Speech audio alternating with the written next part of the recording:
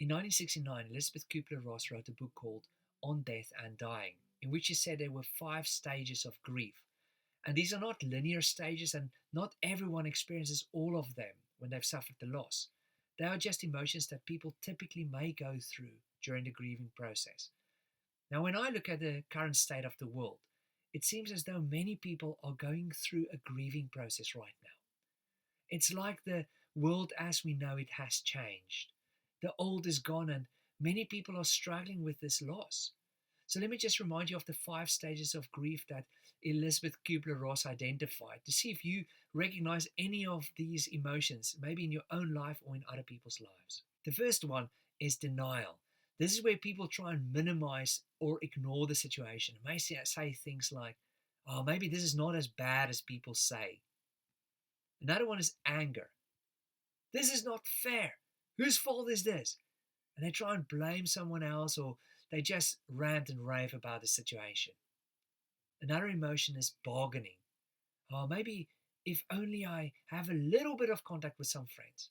I mean, that should be okay. Another one is depression.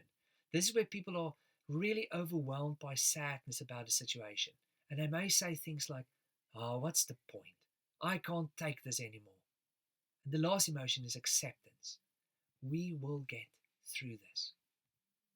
Now, maybe some people you know are stuck in some of these stages. Well, others have moved around them several times. Maybe in one day they've experienced all these different emotions.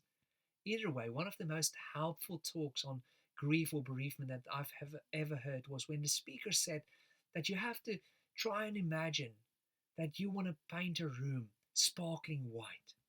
However, just before you do it, somebody comes in and they add a bit of red paint to the white. And the more you try and get it out, the more you mix it in. And in the end, your paint will be pink. It will never be white again, no matter how much you want it to be. And this is what bereavement is like. As you grapple with the loss, as you talk about it, as you think about it, it may not be so acute, so painful, so red anymore as you begin to deal with it. But it will always be there. Life will never be the same again. It's the same with this time we're in right now. The world has changed, and you may be angry about it, or you may be sad about it, or you may even still be in denial about it.